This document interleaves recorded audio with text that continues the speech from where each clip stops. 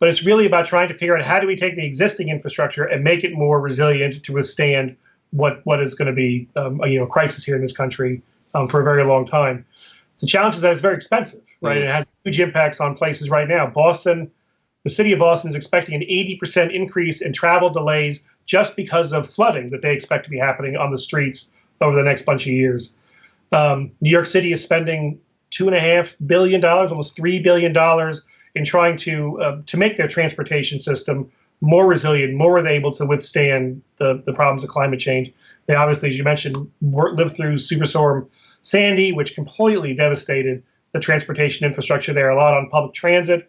There are tunnels that have to be completely rebuilt, gigantic, enormous scale projects that their deterioration was accelerated by all that seawater that seeped into these systems, vehicles that get stuck, all that kind of stuff. And so cities are paying attention, as you said, mostly to adapting to the new realities, new policies for where you store buses when there are problems coming up, so that they don't get in harm's way in the first place.